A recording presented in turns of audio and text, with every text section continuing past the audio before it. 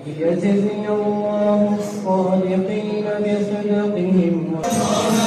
Saudi আরব রিয়াদে মানব সেবামূলক সংগঠন হাসির এক যুগ পূর্তি উৎসব সাড়ম্বরে অনুষ্ঠিত হয়েছে। সংগঠনের প্রতিষ্ঠাতা মোসলেহ উদ্দিন মুন্নার সভাপতিত্বে এবং ইমাম হোসেন সেলিমের সঞ্চালনায় অনুষ্ঠানে বিশেষ অতিথি ও শুভানুধ্যায়ীদের মিলনমেলা ঘটে। বাংলা 52 নিউজের মধ্যপ্রাচ্য ইনচার্জ ফারুক আহমেদ চান এ তথ্য নিশ্চিত করেছেন।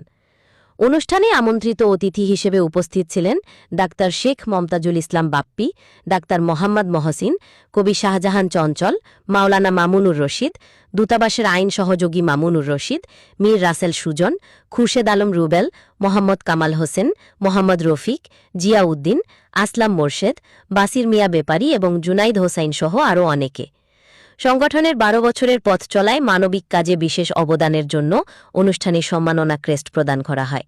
সম্মাননা প্রাপ্তরা হলেন নূর আলম, ইঞ্জিনিয়ার তানভীর সিকান্দার, ইঞ্জিনিয়ার জামাল হোসেন পাভেল, আরিফুর রহমান কুদ্দুস, আজিজুল হক সিকদার এবং এনামুল হক। উৎসবের অন্যতম আকর্ষণ ছিল সংগঠনের এক যুগের গৌরবময় কার্যক্রম নিয়ে প্রকাশিত বিশেষ ম্যাগাজিনের মোড়ক উন্মোচন। রিয়াদে কর্মরত গণমাধ্যম কর্মীরা আনুষ্ঠানিকভাবে এই ম্যাগাজিনটি উন্মোচন করেন। বক্তারা সংগঠনের 12 বছরের মানবিক ও সামাজিক কার্যক্রমের ভূয়সী প্রশংসা করেন এবং আগামীতেও এই সেবামূলক ধারা অব্যাহত রাখার আহ্বান জানান।